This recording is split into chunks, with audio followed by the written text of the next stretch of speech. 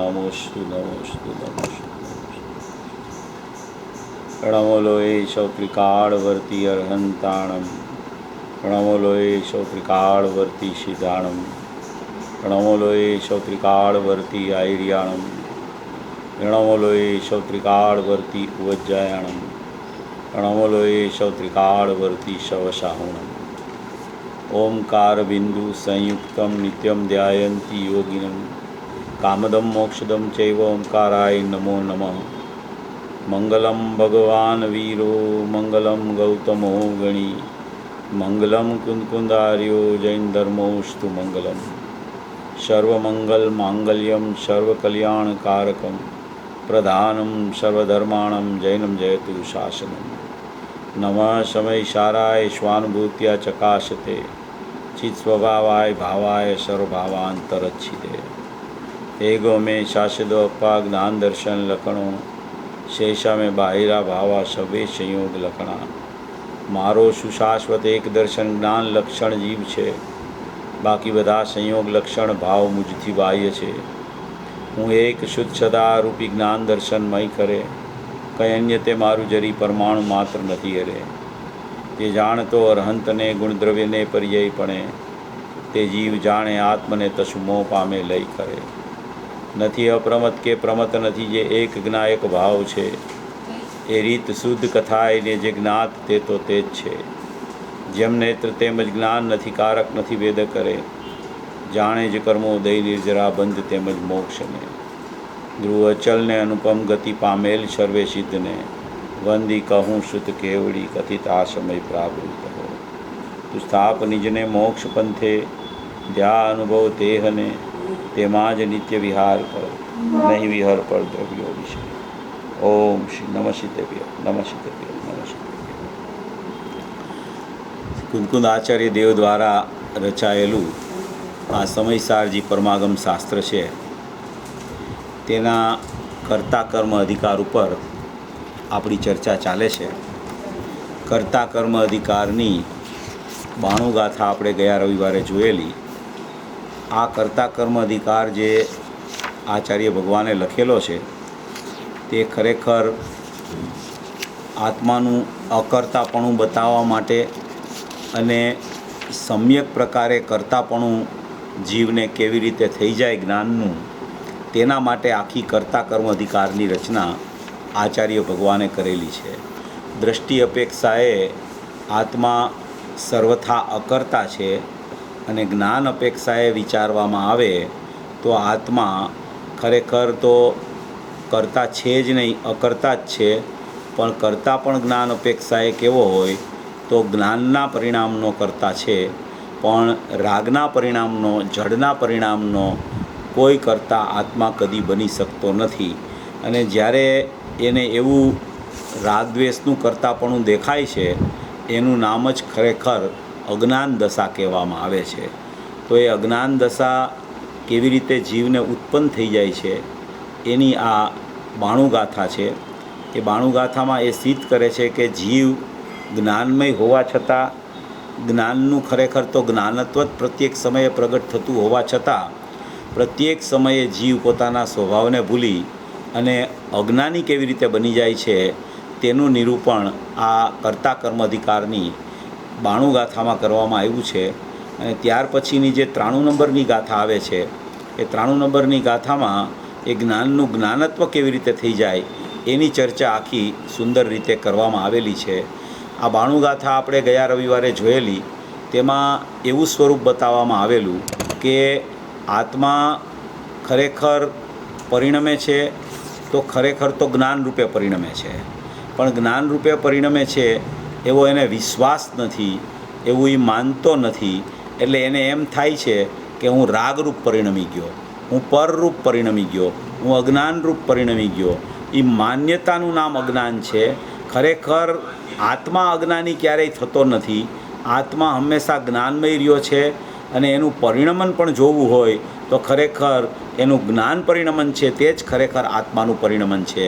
તેની બહાર કોઈ આત્માનું પરિણમન બિલકુલ હોતું નથી.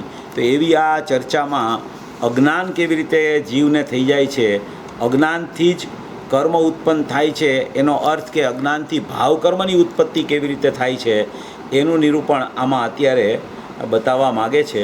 બાણુગાથાની ટીકા આપણે જોયેલી, બાણુગાથાનો ભાવાર્થ આપણે જોવાનો છે. ખૂબ જ સુંદર ચર્ચા છે. એટલી બધી અગત્યની ચર્ચા છે કે જીવને અજ્ઞાન પણ કેવી રીતે થાય છે એનું પણ જો એને જ્ઞાન થઈ જાય, અજ્ઞાનનું પણ એને જ્ઞાન થઈ જાય, અજ્ઞાનનું જ્ઞાન થઈ જાય ને તો પણ એ અજ્ઞાનને છોડી દે. એટલે એવી આમાં ચર્ચા એક સુંદર રીતે ચર્ચવામાં આવેલી છે કે આત્મા સ્વભાવે તો જ્ઞાનમય જ રહ્યો છે. એ જ્ઞાનમય હોવા છતાં પ્રત્યેક સમયે અજ્ઞાનરૂપ કેવી રીતે પરિણમી જાય છે, અને એ અજ્ઞાનરૂપ પરિણમતો હોવા છતાં તેની માન્યતામાં ખરેખર વિપરીતતા થાય છે. ખરેખર જીવ કદી અજ્ઞાનરૂપ પરિણમતો નથી. જીવનું પરિણમન જોવામાં આવે તો પણ એ ખરેખર જ્ઞાનમય પરિણમન જ હોય છે. એવી કોઈ આ સુંદર ચર્ચા, સુંદર આ ગાથા છે.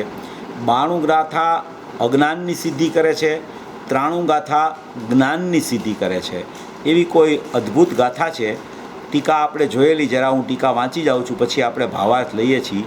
એના ગાથાર્થમાં કહે છે કે જે પરને પોતારૂપ કરે છે, પરને એટલે અહીંયા રાગાદી ભાવ લેવા, એને પોતારૂપ કરે છે અને પોતાને પણ પરરૂપ કરે છે, એવા અજ્ઞાનમય જીવ કર્મોનો કરતા થાય છે. ટીકામાં કહે છે કે અજ્ઞાનથી આત્મા પરનો અને પોતાનો પરસ્પર વિશેષ એટલે કે તફાવત ન જાણતો હોય. પરનો એટલે કે કર્મ આદિનો એ પરનો અને પોતાનો એટલે આત્માનો તફાવત એટલે વિશેષપણું બેયની જુદાઈ ન જાણતો હોય તો પરને પોતારૂપ કરતો અને પોતાને પર કરતો એવો પોતે અજ્ઞાનમય થયો થકો કર્મોનો કરતા પ્રતિભાસે છે. જુઓ, કુંદકુંદાચાર્યએ ગાથાર્થમાં કર્મોનો કરતા થાય છે લખ્યું છે. અમૃતચંદ્ર આચાર્ય એમ કહે છે કે કર્મનો કરતા પ્રતિભાસે છે. એને એવું લાગે છે કે જાણે કે હું કર્મનો કરતા થઈ ગયો. એની માન્યતામાં એવી ભ્રમણા થાય છે કે હું કર્મનો કરતા થઈ ગયો છું, એવો એને પ્રતિભાસ થયા કરે છે. પ્રતિભાસ થાય છે એટલે કે એવું એને અજ્ઞાન ઉત્પન્ન થઈ જાય છે કે હું જાણે કે કર્મોનો કરતા થઈ ગયો છું, એવો પ્રતિભાસ એટલે અજ્ઞાન થઈ જાય છે. ખરેખર તો પ્રતિભાસનું નામ જ ખરેખર જ્ઞાન છે. ખરેખર તો એને પ્રતિભાસ એટલે જ્ઞાન થાય છે, પણ એ જ્ઞાન આત્માનું થતું હોવા છતાં એ એમ માને છે કે આ રાગરૂપ હું થઈ ગયો, હું પરરૂપ થઈ ગયો, હું ભાવ કર્મરૂપ થઈ ગયો, હું દ્રવ્ય કર્મરૂપ થઈ ગયો, હું પરની સત્તારૂપ થઈ ગયો. એવા અજ્ઞાનને કારણે એવો પ્રતિભાસ એને થયા કરે છે. એટલે કે એવું એને લાગે છે કે હું તો આવો થઈ ગયો છું, હું તો આવો થઈ ગયો છું. ખરેખર તો એ જ્ઞાનમય રહ્યો છે, પણ એ ભ્રમણાને કારણે એને એવું લાગે છે કે હું તો કર્મોનો કરતા થઈ ગયો છું, એવો પ્રતિભાસ થાય છે. તે સ્પષ્ટતાથી સમજાવવામાં આવે છે. ગયા રવિવારે આપણે આ દ્રષ્ટાંતો જોયેલા કે જેમ શીત ઉષ્ણનો અનુભવ કરાવવામાં સમર્થ એવી શીત ઉષ્ણ પૂતગલ પરિણામની અવસ્થા, શીત અને ઉષ્ણ એટલે ઠંડા ગરમ એવો અનુભવ કરાવવામાં સમર્થ, અનુભવ એટલે જ્ઞાન કરાવવામાં સમર્થ એવી શીત ઉષ્ણ પરિણામની અવસ્થા. શીત ઉષ્ણ પરિણામ છે એ જ્ઞાન કરાવવામાં સમર્થ નથી, પણ નિમિત્તપણે શીત ઉષ્ણપણું છે અને અહીંયા એનું જ્ઞાન થાય છે. એટલે એને એમ કહેવામાં આવે કે શીત ઉષ્ણ પરિણામની, શીત ઉષ્ણ તો અનુભવ કરાવવામાં સમર્થ એવી શીત ઉષ્ણ પૂતગલ પરિણામની અવસ્થા એ પૂતગલથી અભિન્નપણાને લીધે આત્માથી સદાય અત્યંત ભિન્ન છે, અને તેના નિમિત્તે થતો તે પ્રકારનો અનુભવ આત્માથી અભિન્નપણાને લીધે પૂતગલથી સદાય અત્યંત ભિન્ન છે. જો એના નિમિત્તે થતો પોતાનો અનુભવ આત્માથી અભિન્ન છે, અને પૂતગલથી અભિન્ન શું છે તો કે શીત ઉષ્ણપણું એ પૂતગલથી અભિન્ન છે. એટલે જ્ઞાનથી આત્મા અભિન્ન છે અને શીત ઉષ્ણપણું પૂતગલથી અભિન્ન છે, અને જ્ઞાનને આત્મા અભિન્ન છે તેનાથી પૂતગલ સદાય અત્યંત ભિન્ન છે.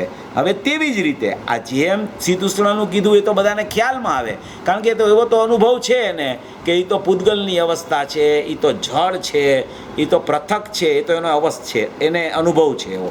પણ આ રાગદ્વેષ સુખ દુઃખ આદિમાં એને ભ્રાંતિ થયા કરે છે. તેવી રીતે તે પ્રકારનો અનુભવ કરાવવામાં સમર્થ, તેવી રીતે તે પ્રકારનો અનુભવ કરાવવામાં સમર્થ એવી રાગદ્વેષ સુખ દુઃખ આદિ રૂપ પૂતગલ પરિણામની અવસ્થા. જો તેવી જ રીતે જેવી રીતે શીત ઉષ્ણનો અનુભવ કરાવવામાં સમર્થ શીત ઉષ્ણની અવસ્થા, તેવી રીતે રાગદ્વેષનો અનુભવ કરાવવામાં સમર્થ એવી રાગદ્વેષ સુખ દુઃખ આદિ પૂતગલ પરિણામની અવસ્થા. રાગ દ્વેષ સુખ દુઃખ આદિ છે એ એમ કે છે પૂતગલ પરિણામની અવસ્થા છે. હવે એણે માની રાખી છે એને જીવની અવસ્થા. અહીંયા આચાર્ય ભગવાન કહે છે કે એ પૂતગલ પરિણામની અવસ્થા છે. હવે ગુરુદેવે હજારો પ્રવચનમાં કીધું કે રાગ દ્વેષ છે એ પોતાની પર્યાયમાં થાય છે, એટલે અહીંયા એમ કહે છે કે રાગ દ્વેષ સુખ દુઃખ આદિરૂપ પૂતગલ પરિણામની અવસ્થા. હવે આચાર્ય ભગવાન કહે છે કે એ પૂતગલની અવસ્થા છે અને એ પૂતગલની અવસ્થા દ્રવ્યકર્મમાં છે. એ દ્રવ્યકર્મ નિમિત્ત છે. એને નિમિત્ત બનાવીને જો તારું અહીંયા પરિણમન થાય તો અહીંયા પર્યાયમાં વિભાવરૂપી રાગની ઉત્પત્તિ થાય છે એમ અહીંયા કહેવા માગે છે. આપણે આ જોઈ લીધું છે, ભાવાર્થમાં આપણે આખી ચર્ચા કરીએ છીએ. ખૂબ સુંદર ગાથા છે. એટલી બધી ગાથા સુંદર છે કે રાગ દ્વેષ સુખ દુઃખ આદિરૂપ પૂતગલ પરિણામની અવસ્થા પૂતગલથી અભિન્નપણાને લીધે આત્માથી સદાય અત્યંત ભિન્ન છે અને તેના નિમિત્તે થતો તે પ્રકારનો અનુભવ, એટલે કે પૂતગલ પરિણામ જે રાગદ્વેષ છે એના નિમિત્તે થતો તે પ્રકારનો અનુભવ, અરે આત્માથી અભિન્નપણાને લીધે તેવો અનુભવ એટલે કે જ્ઞાન. એ જ્ઞાન શું છે તો કે આત્માથી અભિન્ન છે.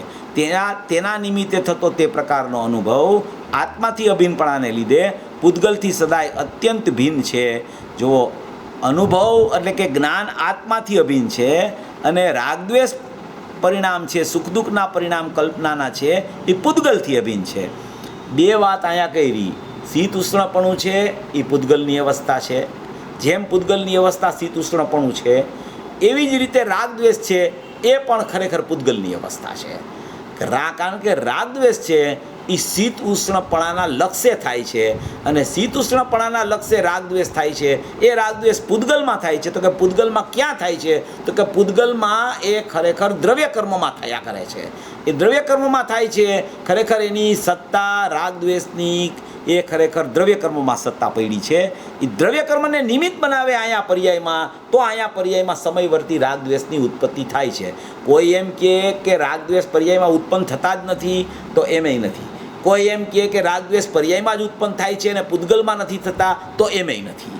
જો પૂતગલમાં થાય છે એવું જો એને જ્ઞાન થઈ જાય તો પૂતગલમાં એક જગ્યાએ થાય છે અને અહીંયા જ્ઞાન થાય છે. પણ પૂતગલમાં થતા હોવા છતાં એ પૂતગલને નિમિત્ત બનાવીને અહીંયા પર્યાયમાં નૈમિતિક રૂપે પરિણમે તો અહીંયા પણ રાગ દ્વેષની અવસ્થા પર્યાયમાં પોતાના અજ્ઞાનને કારણે સ્વયં તે અજ્ઞાની બનતો થકો અહીંયા અજ્ઞાનરૂપ એનું પરિણમન દેખાય છે. અને એવું અજ્ઞાનરૂપ પરિણમન દેખાય ત્યારે પણ ખરેખર એના જ્ઞાનના પરિણામ છે એમાં એવું જ્ઞાન થાય છે કે આ રાગ દ્વેષ છે એ કર્મની સત્તામાં હતા અને કર્મનું લક્ષ્ય કરતાં અહીંયા વિભાવરૂપ પર્યાયમાં થયા અને એ રાગદ્વેષ પર્યાયમાં થયા. એવું જ્ઞાનની પર્યાયમાં અહીંયા જ્ઞાન થાય છે કે અત્યારે આ રાગદ્વેષ પર્યાયમાં થઈ ગયા હતા ખરેખર પૂતગલમાં, ભાઈસા એને પોતાની પર્યાયમાં, અને ત્યારે એને જ્ઞાન થયું કે અહીંયા જ્ઞાનના પરિણામમાં આવું જ્ઞાન થયું કે છે તો પૂતગલમાં પણ એ પૂતગલના લક્ષ્ય અહીંયા પોતાની પર્યાયમાં સમયવર્તી થઈ ગયા એટલે અજ્ઞાનની ઉત્પત્તિ થાય છે એમ કહેવા માગે છે. તો કહે છે કે તેના નિમિત્તે થતો તે પ્રકારનો અનુભવ આત્માથી અભિન્નપણાને લીધે પૂતગલથી સદાય અત્યંત ભિન્ન છે. જ્યારે અજ્ઞાનને લીધે આત્મા તે રાગદ્વેષ સુખ દુઃખ આદિનો અને તેના અનુભવનો પરસ્પર વિશેષ ન જાણતો હોય ત્યારે એકપણાના અધ્યાસને લીધે, જો એને અજ્ઞાન એનું કેવું છે કે એ આત્માનો અને રાગદ્વેષ આદિનો તેના અનુભવનો એટલે કે બેય પૃથક પૃથક છે તેવી ભિન્નતા એટલે કે તેવો તફાવત ન જાણતો હોય ત્યારે તેને એકપણાનો અધ્યાસ થાય છે. એટલે કે રાગ અને મારી સત્તા એકમેક થઈ ગઈ છે એવો અધ્યાસ થાય છે, એવું અજ્ઞાન થાય છે, એવી એની માન્યતા પરિણમનમાં થઈ જાય છે. એ શ્રદ્ધાના દોષમાં જાય છે અને જ્ઞાનના દોષમાં સ્વયં જ્ઞાનથી અજ્ઞાનત્વ ઉત્પન્ન કરે છે. એ કોઈ કર્મનો ઉદય આવ્યો એટલે અજ્ઞાન થાય છે એમ નથી, રાગદ્વેષ થયા એટલે અજ્ઞાન થાય છે એમ નથી. આવા કર્મની સત્તામાં રાગદ્વેષ થાય છે અને તેના લક્ષ્ય અહીંયા જીવની પર્યાયના પરિણમનમાં રાગદ્વેષનું પરિણમન થાય છે. એવું ન યથાર્થ જાણવાને કારણે અહીંયા અજ્ઞાનની ઉત્પત્તિ થઈ. તો એ અજ્ઞાનની ઉત્પત્તિ થઈ ત્યારે એની માન્યતામાં પણ એમ આવી ગયું કે ખરેખર રાગદ્વેષ મારામાં થાય છે, પૂતગલમાં નથી થતા, એવી માન્યતા થાય છે. એને અજ્ઞાની કહેવામાં આવે છે. તેના અનુભવનો પરસ્પર વિશેષ ન જાણતો હોય ત્યારે એકપણાના અધ્યાસને લીધે શીત ઉષ્ણની માફક જેમ શીત ઉષ્ણપણે આત્મા વડે પરિણમવું અશક્ય છે તેમ જેમના વડે આત્મા વડે પરિણમવું અશક્ય છે એવા રાગદ્વેષ સુખ દુઃખાદિ રૂપે અજ્ઞાન આત્મા વડે પરિણમતો થકો, અર્થાત પરિણમ્યો હોવાનું માનતો થકો. શું કહે છે? પરિણમ્યો થકો. પછી કહે છે કે પરિણમ્યો હોવાનું માને છે. એ પરિણમ્યો નથી અજ્ઞાન રૂપે, એ હું પરિણમ્યો છું એવી એને ભ્રમણા થાય છે, એવી માન્યતામાં એને થઈ જાય છે કે હું ખરેખર રાગ દ્વેષ રૂપે પરિણમી ગયો છું. જે લોકો આ સાંભળતા હોય ને એ શાસ્ત્ર સામે રાખે ને તો એને આ ભાવ બરાબર પકડમાં આવે.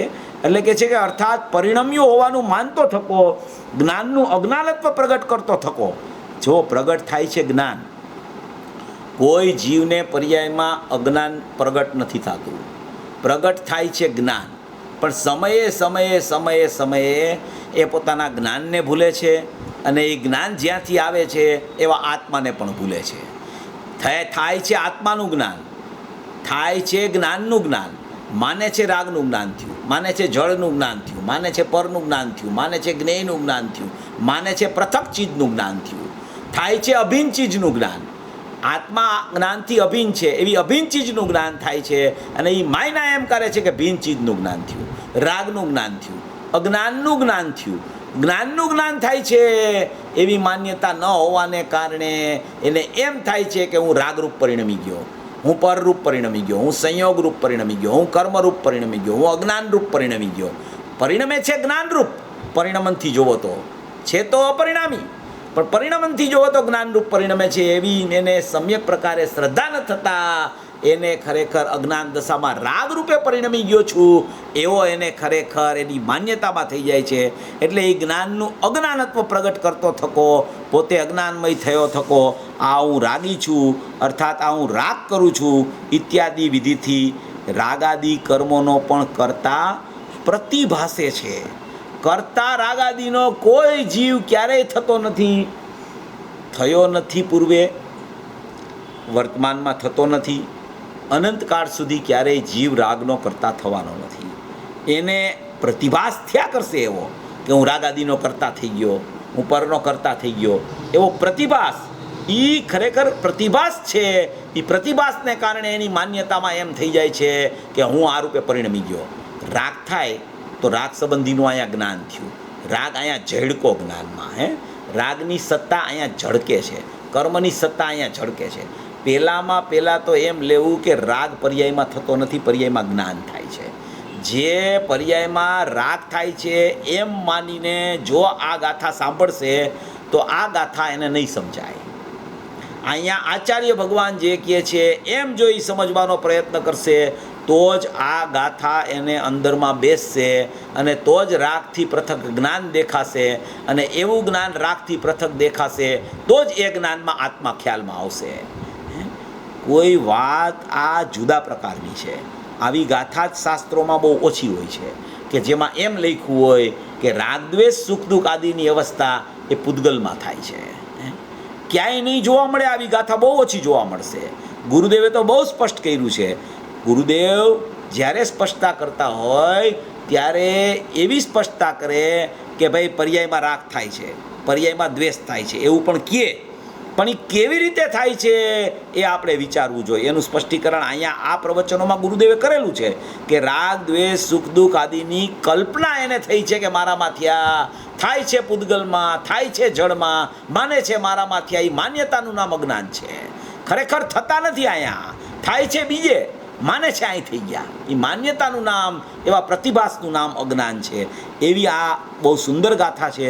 બહુ સુંદર ચર્ચા આમાં આચાર્ય ભગવાને ભરી દીધી છે.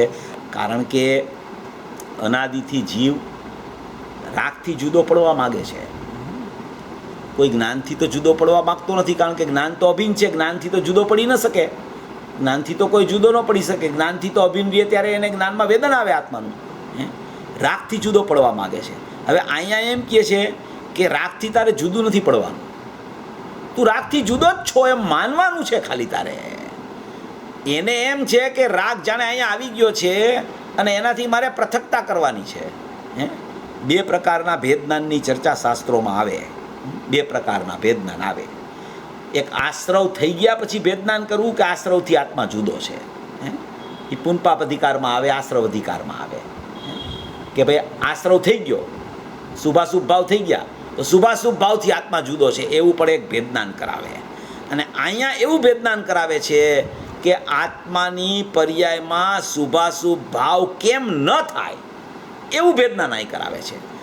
થઈ ગયા પછીનું ભેદજ્ઞાન જુદો વિષય છે અને કેમ ન થાય એ અહીંયા બતાવે છે. આ મૂળમાં ઘા મારે છે આ ગાથા. આ ગાથા છે એ મૂળિયું બતાવે છે કે રાગ દ્વેષ તારામાં થતા જ નથી. તું માની બેઠો છો તારામાં તારી પર્યાયમાં રાગ દ્વેષ થયા. એ રાગ દ્વેષની સત્તાને અહીંયા પૃથક બતાવે છે. એટલે તારે રાગ દ્વેષને દૂર કરવાના નથી. રાગ દ્વેષ જ્યાં થાય છે ત્યાં ભલે થાય, તારે તારી માન્યતામાં પરિવર્તન કરવાનું છે કે રાગ દ્વેષ છે એ પૂતગલની સત્તામાં છે, મારી સત્તામાં જ્ઞાન થાય છે અને મારી સત્તામાં આત્મા અને જ્ઞાન, એના સિવાય બીજું કાંઈ નથી. એમ તારે તારી માન્યતા ફેરવવી પડશે. જો તારી માન્યતા ફરી જશે તો તને જે પ્રતિભાસિત થાય છે એ પ્રતિભાસિત થતું જ દેખાશે, તારામાં આવી ગયું એવું નહીં દેખાય. એ બહાર હોય ને જુદું હોય એનો પ્રતિભાસ થાય, હંમેશા અભિન્ન હોય ને એનું જાણવું થાય, જુદું હોય એનો પ્રતિભાસ થાય. રાગ દ્વેષ જુદા છે એટલે એ પ્રતિભાસિત થાય છે જ્ઞાનમાં. આત્મા જ્ઞાનથી અભિન્ન છે, એ અનન્ય છે, માટે તેનું ખરેખર આત્માનું જ્ઞાન આત્મામાં થાય છે. જ્ઞાન આત્માથી અનન્ય છે, રાગ દ્વેષ પૂતગલથી અનન્ય છે. આવી એને માન્યતા થવી જોઈએ. આવા બે ભાગલા એને ખ્યાલમાં આવવા જોઈએ. જ્યાં સુધી આવા બે ભાગલા ખ્યાલમાં ન આવે ત્યાં સુધી એની માન્યતામાં મારામાં રાગ દ્વેષ થાય છે અને મારે એને દૂર કરવાનો પુરુષાર્થ કરવાનો છે, એવી જ ખરેખર એની માન્યતા અનાદિથી ચાલે છે અને હજી ચાલ્યા કરશે. જો આ ગાથાનો મર્મ નહીં સમજે તો ખરેખર એને એવું જ ચાલ્યા કરશે. માટે આ ગાથા ખૂબ ઇમ્પોર્ટન્ટ છે. ગુરુદેવે આમાં સ્પષ્ટીકરણ બહુ કર્યું છે. તમે વાંચશો, તમે સાંભળશો ગુરુદેવને તો ખ્યાલ આવશે કે રાગ દ્વેષ પૂતગલને કેવી રીતે રાગ દ્વેષને પૂતગલમાં ગુરુદેવે આમાં નાખીને બતાવ્યું છે. જો એનો ભાવાર્થ છે, ભાવાર્થમાં બહુ સારી ચર્ચા છે. આ ટીકા તો આપણે ગયા રવિવારે લઈ લીધી હતી. હવે અત્યારે આપણે ભાવાર્થ શરૂ કરીએ છીએ. ભાવાર્થમાં બહુ સુંદર રચના થઈ ગઈ છે ભાવાર્થની, કુદરતી. જો એમાં ચોખ્ખું કરે છે આ ટીકામાં જે શીત ઉષ્ણની અવસ્થા, રાગ દ્વેષ સુખ દુઃખની અવસ્થા એને પૂતગલ પરિણામ કીધા અને જ્ઞાનને આત્માથી અભિન્ન કીધું. રાગ દ્વેષ શીત ઉષ્ણની અવસ્થાને પૂતગલથી અભિન્ન કીધા, જ્ઞાનને આત્માથી અભિન્ન કીધું. એમ બે ભાગલા પાડ્યા ટીકામાં. હવે એ ભાગલા કેવી રીતે છે એનું અહીંયા સ્પષ્ટીકરણ ભાવાર્થ કરતાં જયચંદ પંડિતે અહીંયા કરેલું છે. જો ખૂબ સુંદર સ્પષ્ટીકરણ છે. ભાવાર્થ વાંચું છું. રાગ દ્વેષ સુખ દુઃખ આદિ અવસ્થા પૂતગલ કર્મના ઉદયનો સ્વાદ છે. શું કહે છે? રાગ દ્વેષ સુખ દુઃખ આદિ અવસ્થા એટલે કે એ સુખ દુઃખ આદિની કલ્પના અને રાગ દ્વેષના પરિણામ એવી અવસ્થા એ પૂતગલ કર્મના ઉદયનો સ્વાદ છે. કેવો કોનો સ્વાદ છે? જીવના પરિણામનો સ્વાદ છે એમ નથી લખતા. પૂતગલ કર્મના ઉદયનો સ્વાદ છે. પૂતગલ કર્મના ઉદયનો સ્વાદ છે એટલે શું કહેવા માગે છે કે પૂતગલ દ્રવ્ય છે અને પૂતગલ દ્રવ્યના જે પરિણામ છે એ પૂતગલ કર્મ છે. તો એ પૂતગલ કર્મ છે ત્યાં ખરેખર રાગ દ્વેષ સુખ દુઃખની અવસ્થા ત્યાં પડેલી છે. ત્યાં પૂતગલ દ્રવ્ય છે, રાગ દ્વેષ સુખ દુઃખની અવસ્થા એટલે કે એ પૂતગલ દ્રવ્ય કરતા અને એનું કર્મ રાગ દ્વેષ સુખ દુઃખની અવસ્થા છે. એમ અહીંયા કહેવા માગે છે રાગ દ્વેષ સુખ દુઃખ આદિ અવસ્થા પૂતગલ કર્મના ઉદયનો સ્વાદ છે. પૂતગલ કર્મનો પ્રત્યેક સમયે ઉદય આવે છે, પ્રત્યેક સમયે ઉદય આવે છે. પૂર્વે અજ્ઞાન દશામાં બાંધેલા કર્મો છે જીવે પોતાના અજ્ઞાન ભાવથી, તો એ પૂતગલની સત્તામાં દ્રવ્ય કર્મમાં એનો કારમણ વર્ગણામાં બંધ થયો છે. કારમણ વર્ગણા તો આખા લોકમાં ફેલાયેલી છે, પણ એ લોકમાં ફેલાયેલી કારમણ વર્ગણા ખરેખર અહીંયા પોતાના પરિણામના નિમિત્તે ત્યાં જે અજ્ઞાન દશામાં પૂર્વે બંધ થયો હતો તો ત્યાં અજ્ઞાનને કારણે ત્યાં કર્મો બંધાયેલા પડેલા હતા દ્રવ્ય કર્મ રૂપે. કારમણ વર્ગણા એક જુદી વસ્તુ, અહીંયા અજ્ઞાન થાય એક પોતાની પર્યાય. અજ્ઞાનના નિમિત્તે કારમણ વર્ગણામાંથી જેટલા કર્મોને બંધાવાનો સ્વકાળ હોય એ બંધાય એને દ્રવ્ય કર્મ કહેવામાં આવે. તો એ દ્રવ્ય કર્મ જે એ પૂતગલ કર્મમાં એટલે કે પૂતગલ દ્રવ્ય અને એનું કર્મ એટલે એના પરિણામમાં રાગ દ્વેષ સુખ દુઃખ આદિ અવસ્થા પૂતગલ કર્મના ઉદયનો સ્વાદ છે.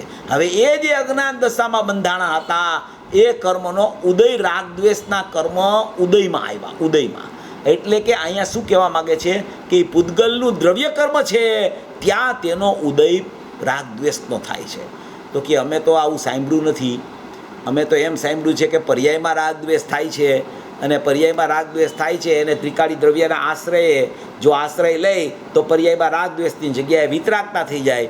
દ્રવ્ય અને દ્રવ્યના પરિણામથી જ અમે તો ચર્ચા સાંભળી છે. આ તમે પૂતગલમાં ક્યાંથી રાગ દ્વેષને નાખી દીધા? અહીંયા તો અમે તો એમ સાંભળ્યું છે કે પર્યાયમાં રાગ દ્વેષ થાય છે અને રાગ દ્વેષ સહિતનું આખું દ્રવ્ય છે એ પ્રમાણનું દ્રવ્ય છે અને એને આગમ પ્રમાણ કહેવામાં આવે છે.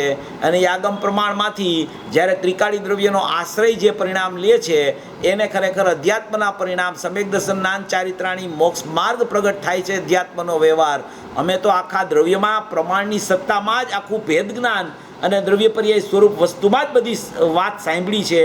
તો કે અહીંયા એ જ વાત કેવી છે, પણ એ વાતમાં તું ક્યાં ભૂલ કરસ એ ભૂલ બતાવે છે. અહીંયા આચાર્ય ભગવાન ને જયચંદ પંડિત ભૂલ બતાવે છે. વાત તો એમ જ છે, પણ એમ હોવા છતાં એ કોઈ પણ અજ્ઞાની જીવ સમજવા જેવી વાત છે. કોઈ અજ્ઞાની જીવ, કોઈ પણ અજ્ઞાની જીવ એ દ્રવ્ય કર્મમાં રાગ છે એને અહીંયાથી ઉપાડીને અહીં નથી લઈ આવી શકતો. ત્યાં જ છે રાગ. રાગની સત્તા ત્યાં પડી છે, એનો અનુભાગ ત્યાં પડ્યો છે. દ્રવ્ય કર્મમાં પૂર્વે અજ્ઞાન દશામાં બંધાયેલો એ ત્યાં પડ્યું છે. બધું પૂતગલ કર્મની અવસ્થામાં પડ્યું છે. અહીંયા કાંઈ છે નહીં, અહીંયા જ્ઞાન છે માત્ર. હવે ત્યાં પડ્યું છે એવો સ્વીકાર નથી આવતો એને એમ જ થાય છે કે મારામાં જ છે અને અહીંથી મારે દૂર કરવાના છે. પણ એ અહીંયા આવી કેવી રીતે ગયું? ત્યાં છે અહીં કેવી રીતે આવે? પૂતગલ કર્મમાંથી ઉડીને અહીં કેવી રીતે આવે? જીવની પર્યાયની સત્તામાં આવી કેવી રીતે શકે? કોઈ અજ્ઞાની પૂતગલ કર્મમાં થતા રાગને ખરેખર જીવમાં નથી લઈ આવી શકતો. અને કોઈ પણ અજ્ઞાની જ્ઞાન આત્મા સાથે અભિન્ન છે તેને જ્ઞાનને આત્માથી અભિન્નતા છોડાવીને ત્યાં નથી લઈ જઈ શકતો. કોઈ પણ અજ્ઞાની રાગની સત્તાને અહીં નથી લઈ આવી શકતો, જ્ઞાનની સત્તાને ત્યાં લઈ નથી જઈ શકતો. એટલે જ્ઞાનની સત્તા આત્માથી અભિન્ન રહે છે, રાગની સત્તા પૂતગલથી અભિન્ન રહે છે. આવી એક વ્યવસ્થા છે. એ વ્યવસ્થા સમજાવે છે. જો આમાં એક કળશ ટીકામાં ત્રીજો કળશ છે ને એમાં આ વાત આવી છે. જરા વાંચું છું, ખ્યાલ આવી જાય. કળશ ટીકાનો ત્રીજો કળશ છે. એ કળશ ટીકાના ત્રીજા કળશમાં રાજમલજી સાહેબે આનો ખુલાસો કર્યો છે. એ ખુલાસો એવો કર્યો છે, જો આખો કળશ પૂરો થાય ત્યારે નીચે લખ્યું છે કે ભાવાર્થ આમ છે કે જીવના અશુદ્ધ પરિણામના નિમિત્તે. શું કહે છે? ભાવાર્થ આમ છે કે જીવમાં જ્યારે અશુદ્ધ પરિણામ થયા, જીવના જ્યારે અજ્ઞાન પરિણામ થયા, અનાદિથી અજ્ઞાન પરિણામ જીવના ચાલ્યા આવે છે. કોઈ સમયે જીવ સમ્યક દ્રષ્ટિ નથી થયો. એટલે અજ્ઞાન પરિણામના નિમિત્તે, એટલે કે પોતાની પર્યાયમાં પૂર્વે અજ્ઞાન થયું છે એવા અજ્ઞાન પરિણામના નિમિત્તે, અશુદ્ધ પરિણામના નિમિત્તે એવો રસ લઈને, અજ્ઞાન અશુદ્ધ પરિણામના નિમિત્તે એવો રસ લઈને મોહકર્મ બંધાય છે. શું બંધાય છે? મોહકર્મ બંધાય છે. અજ્ઞાન પરિણામના અશુદ્ધ પરિણામના નિમિત્તે, અશુદ્ધ પરિણામના નિમિત્તે, અશુદ્ધ પરિણામથી નહીં, અશુદ્ધ પરિણામનું આ નિમિત્તપણું છે. અને ત્યાં કર્મ પોતાની સત્તામાં પોતાથી બંધાય છે. તેને નૈમિતિક કહેવાય. અહીંયા અશુદ્ધ પરિણામને નિમિત્ત કહેવાય, ત્યાં બંધાયેલા કર્મોને નૈમિતિક કહેવાય. હવે નૈમિતિક સંબંધ તમે છોડી દો તો અહીંયા અશુદ્ધ પરિણામ પોતાના ક્ષણિક અશુદ્ધ ઉપાદાનથી થાય છે અને ત્યાં કર્મની સત્તામાં કર્મનો બંધ થાય છે. એ ખરેખર એના પોતાના સ્વયંના ક્ષણિક અશુદ્ધ ઉપાદાનથી થાય છે. એને કોઈ આ અજ્ઞાન એને બંધ નથી કરાવી શકતું, કે ત્યાંનો બંધ છે એ અહીંયા અજ્ઞાન નથી કરાવી શકતું. બેની સ્વતંત્ર સત્તા છે. પણ નિમિત્ત નૈમિતિક સંબંધથી તમે જોવો, નિમિત્ત નૈમિતિક સંબંધથી જોવું એનું નામ જ અજ્ઞાન છે. એટલે અહીંયા જે અશુદ્ધ પરિણામના નિમિત્તે, અહીંયા જ્યારે પૂર્વે અશુદ્ધ પરિણામ થયા હતા ત્યારે એવા જ નિમિત્તે ત્યાં રસ લઈને મોહ કર્મ બંધાણા હતા. તો મોહ કર્મ ક્યાં બંધાણા હતા? તો કે દ્રવ્ય કર્મમાં બંધાણા હતા. તો કે અહીંયા અશુદ્ધ પરિણામ થયા ત્યારે આખા લોકમાં કાર્મણ વર્ગણાઓ પ્રસરેલી હતી. એ એક આખા લોકમાં કાર્મણ વર્ગણા પ્રસરેલી હતી. તેમાં જે વિશસ્ત્રા પરમાણુ હતા, વિશેષોપચય પરમાણુ હતા, કે જે હમણાં જ કર્મનો બંધ થવાને તૈયાર છે કેન્ડિડેટ તરીકે, એ આ અશુદ્ધ પરિણામના નિમિત્તે એવા કર્મો છે. એ કર્મો કાર્મણ વર્ગણામાંથી અહીંયા દ્રવ્ય કર્મ રૂપે બંધાવવા માટે એ સક્ષમ થઈ ગયા. મોહ કર્મનો બંધ પડી ગયો. અહીંયા મોહનીય કર્મ બંધાઈ ગયું. ત્યાં દ્રવ્ય કર્મમાં કર્મની ચર્ચાની પણ બહુ આ કરવાનો અર્થ બીજો છે. અહીંયા જ્ઞાનને આત્માથી અભિન્ન બતાવે છે આ ગાથામાં, અને રાગને પૂદગલથી અભિન્ન બતાવે છે. એટલે આપણે આ ચર્ચા કરીએ છીએ. તો એ જે મોહ કર્મનો અનુભાગ ત્યાં દ્રવ્ય કર્મમાં બંધાણો હતો, એમાં ખરેખર એ અનુભાગમાં મોહ કર્મમાં રાગદ્વેષ રૂપે અહીંયા પરિણમ્યો તો પૂર્વે, એ પરિણમનને કારણે એના નિમિત્તે ત્યાં મોહ કર્મમાં દ્રવ્ય કર્મનો બંધ થયો. સમયે સમયે સમયે અજ્ઞાનના નિમિત્તે આવો દ્રવ્ય કર્મમાં બંધ અનાદિથી થયા કરે છે. પરિણામમાં સમયવર્તી બંધ છે. સમજો, એક સમયનો બંધ, બીજે સમયે નવો બંધ, ત્રીજે સમયે નવો બંધ. પૂર્વનો બંધ છે એ બીજા સમયના બંધમાં કાંઈ કરી શકતો નથી. એક પર્યાયમાં જે કરતાપણું થયું, એક પર્યાયમાં જે બંધ થયો, એ જ સમયે એ બંધના પરિણામ ચાલ્યા ગયા. નવા સમયે નવો બંધ. પૂર્વના પરિણામને કારણે બીજા સમયે અહીંયા નવો બંધ થાય છે એવું બિલકુલ નથી. તો કોઈ દિવસ કોઈ છૂટી જ ન શકે. કારણ કે અનાદિનું અજ્ઞાન છે, અનાદિનો બંધ છે, તો કોઈ દિવસ મોક્ષ માર્ગના પરિણામ જ કોઈ જીવને પ્રગટ ન થાય. એટલે અનાદિનો બંધ હોવા છતાં આ અહીંયા સમયવર્તી બંધ થયો, સમયવર્તી અશુદ્ધતા થઈ, અને ત્યાં કારમણ વર્ગણામાં અશુદ્ધ પરિણામના નિમિત્તે રસને કારણે મોહ કર્મ એના રસથી બંધાણા. ત્યાં મોહ કર્મમાં બંધ થયો એ રાગ દ્વેષનો બંધ, ચારિત્ર મોહનો અને શ્રદ્ધા અપેક્ષાએ દર્શન મોહનો.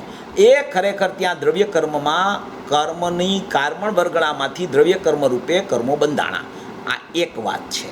હવે અહીંયા લખે છે જીવના અશુદ્ધ પરિણામના નિમિત્તે એવો રસ લઈને મોહ કર્મ બંધાય છે. આ બંધાઈ ગયા, હવે દ્રવ્ય કર્મ બંધાઈ ગયા.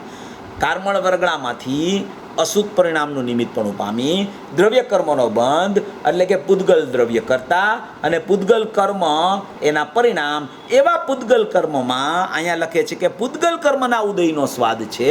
તો પૂદગલ કર્મ દ્રવ્ય કર્મ બંધાણું, હવે એના ઉદયનો સ્વાદ, એટલે કે એ દ્રવ્ય કર્મ જે બંધાણું હતું એનો અબાધા કાળ પાકતા એમાં એ દ્રવ્ય કર્મનો ઉદય આવ્યો. પૂદગલના કર્મની સત્તામાં ઉદય આવે છે.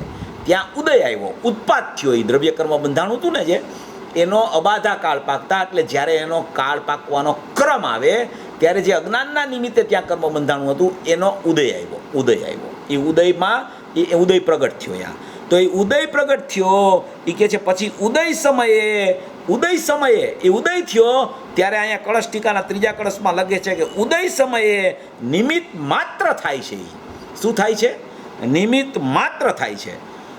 અશુદ્ધ પરિણામમાં એમ લીધું છે, ભાવાર્થ આમ છે કે જીવના અશુદ્ધ પરિણામના નિમિત્તે જીવના અશુદ્ધ પરિણામના નિમિત્તે ત્યાં મોહ કર્મનો રસ બંધાય છે.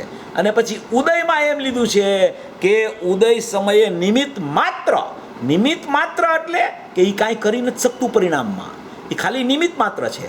અહીંયા અશુદ્ધ પરિણામ છે એ તો ખરેખર એના પોતાના પરિણામ થયા છે, અને તેના નિમિત્તે મોહ કર્મનો રસ બંધાણો છે. હવે એ દ્રવ્ય કર્મનો ઉદય આવતા એ અશુદ્ધ પરિણામના નિમિત્તે ત્યાં દ્રવ્ય કર્મ બંધાણા હતા, એનો ઉદય આવતા તે ઉદય પછી ઉદય સમયે નિમિત્ત માત્ર થાય છે. એ કર્મ છે એ નિમિત્ત માત્ર કીધું. નિમિત્ત માત્ર કહેતા કાંઈ નહીં. નિમિત્ત માત્ર કહેતા એ કાંઈ અહીંયા કરી નથી શકતું. નિમિત્ત માત્ર કોને લાગુ પડે કે નિમિત્ત માત્ર એટલે કે અકર્તા હોય એને નિમિત્ત માત્ર પણ લાગુ પડે. એટલે કે કર્મનો ઉદય આવે, રાગ દ્વેષના કર્મનો ઉદય, એ અહીંયા કાંઈ કરી શકતો નથી, એને નિમિત્ત માત્ર કહેવામાં આવે. અહીંયા નિમિત્ત માત્રમાં કર્મનો ઉદય આવી ગયો. અહીંયા લખે છે ને ભાવાર્થમાં, રાગ દ્વેષ સુખ દુઃખ આદિ અવસ્થા પૂદગલ કર્મના ઉદયનો સ્વાદ છે. રાગ દ્વેષ સુખ દુઃખ આદિ અવસ્થા શું છે? તો કે પૂદગલ કર્મનો ઉદય આવ્યો ને એનો સ્વાદ છે. રાગ દ્વેષ સુખ દુઃખ અવસ્થા એ જળમાં છે, એ પૂદગલમાં છે, એ ખરેખર અજીવમાં છે, અને એ માની બેઠો છે જીવમાં થયા છે આવા પરિણામ. જીવમાં જ્ઞાન થાય છે, જીવમાં રાગ નથી થતો. રાગ થાય છે પૂદગલમાં, એ માને છે અહીંયા થયો, એનું નામ અજ્ઞાન છે. થાય છે ત્યાં, થાય છે બીજે, માને છે જીવમાં થયો, એનું નામ અજ્ઞાન દશા છે. જુઓ, એક એક વાક્યની બહુ કિંમત છે. રાગ દ્વેષ સુખ દુઃખ આદિ અવસ્થા પૂદગલ કર્મના ઉદયનો સ્વાદ છે. એ પૂદગલ કર્મમાં કેવી રીતે રાગ દ્વેષ આવી ગયા એ આપણે સિદ્ધ કર્યું ત્રીજા કળશ ટીકાના આધારે કે પૂર્વે અશુદ્ધ પરિણામના નિમિત્તે ખરેખર કાર્મણ વર્ગણામાંથી જે કર્મો બંધાવાના હતા એનો બંધ ત્યાં દ્રવ્ય કર્મમાં થયો તો અહીંયા અશુદ્ધ રૂપે પરિણમન એટલે મોહ રાગ દ્વેષ રૂપે પરિણમન પર્યાયમાં થયું, એના નિમિત્તે ત્યાં કર્મનો બંધ થયો અને એ કર્મનો બંધ થયો એનો ઉદય આવતા તે ઉદય કેવો છે તો કે ઉદય નિમિત્ત માત્ર છે. તે ઉદય કોનો છે તો કે રાગ દ્વેષની સત્તા ત્યાં છે એનો ઉદય છે. તો કે એ કોનો ઉદય છે તો કે ચારિત્ર મોહની ને દર્શન મોહનીનો ઉદય છે. તો કે એ ઉદયમાં શું છે તો કે ઉદયમાં એ છે કે રાગ દ્વેષના પરિણામની સત્તાનો ઉદય ખરેખર ત્યાં દ્રવ્ય કર્મમાં પડેલો છે. જીવમાં અહીંયા જ્ઞાન થાય છે. આનો આધાર 190 ગાથા જયસેનાચાર્યની ટીકામાં છે, ગોમટસારની 6ઠી ગાથામાં છે, અહીંયા ખરેખર આ અમૃતચંદ્ર આચાર્યની 92-93 ગાથામાં છે. કેટલાય શાસ્ત્રોમાં પૂદગલમાં જ ખરેખર રાગ થાય છે અને તે પૂદગલથી અભિન્ન છે એમ કહેવા માગે છે ને જ્ઞાન આત્માથી અભિન્ન છે એમ બતાવવા માગે છે. જો રાગ દ્વેષ સુખ દુઃખ આદિ અવસ્થા પૂદગલ કર્મના ઉદયનો સ્વાદ છે, તેથી તે શીત ઉષ્ણપણાની માફક પૂદગલ કર્મથી અભિન્ન છે. શું કહે છે? શીત ઉષ્ણપણું જેમ પૂદગલ કર્મથી અભિન્ન છે તેવી જ રીતે રાગ દ્વેષ સુખ દુઃખ આદિ અવસ્થા પૂદગલ કર્મથી જ ખરેખર અભિન્ન છે. પૂદગલ કર્મમાં થાય છે. જીવમાં ખરેખર રાગ દ્વેષ સુખ દુઃખની કલ્પના બિલકુલ થતી નથી. જીવમાં માત્ર જ્ઞાન થાય છે. રાગ દ્વેષ સુખ દુઃખ આદિ અવસ્થા પૂદગલ કર્મના ઉદયનો સ્વાદ છે, તેથી તે શીત ઉષ્ણપણાની માફક પૂદગલ કર્મથી ખરેખર અભિન્ન છે. પૂદગલ કર્મથી અભિન્ન છે એમ કહેતા પછી એની સાથે જોડે છે કે પૂદગલ કર્મથી અભિન્ન છે અને આત્માથી અત્યંત ભિન્ન છે. શું કહે છે? રાગ દ્વેષ સુખ દુઃખ આદિની અવસ્થા પૂદગલ કર્મના ઉદયનો સ્વાદ છે, તેથી તે શીત ઉષ્ણપણાની માફક પૂદગલ કર્મથી અભિન્ન છે અને આ આત્માથી તે અત્યંત ભિન્ન છે. અત્યંત ભિન્ન છે, પૃથક છે. એને પૃથક માનવું પડશે. જ્યાં સુધી એની માન્યતામાં આવી પૃથકતા બે ભાગલા નહીં બેસે ત્યાં સુધી અહીંયા એની પર્યાયમાં રાગ દ્વેષની ઉત્પત્તિ થયા કરશે. અને જ્યારે એને ભાગલા બેસી જશે ત્યારે એને ખરેખર પૂદગલમાં જ રાગ છે અને અહીંયા જ્ઞાન થાય છે એવું એને ખરેખર ભાન થઈ જશે. એવી કોઈ ચર્ચા મૂળ સ્વભાવની અહીંયા ખરેખર આચાર્ય ભગવાન બતાવવા માગે છે. બહુ સુંદર આમાં આ નિરૂપણ જે આખું આવી ગયું છે ને એ એટલું બધું સુંદર આવ્યું છે કે આપણને એમ થાય કે ખરેખર આપણે તો એમ જ સાંભળ્યું હોય કે રાગ તો પોતાની પર્યાયમાં થાય છે અને એ પર્યાયમાં થાય છે એ આત્માનું લક્ષ કરતાં પર્યાયમાં વિતરાગતા થાય છે એટલે એ રાગ દૂર થઈ ગયો. એટલે અનાદિથી જીવ રાગને દૂર કરવાનો પ્રયાસ કરે છે, પણ રાગ ખરેખર તારામાં છે નહીં. ખરેખર તારી પર્યાયમાં ક્યારેય ત્યાંથી ઉડીને આવ્યો નથી, પણ તારી માન્યતાને કારણે તને એમ થાય છે કે મારામાં રાગ આવી ગયો.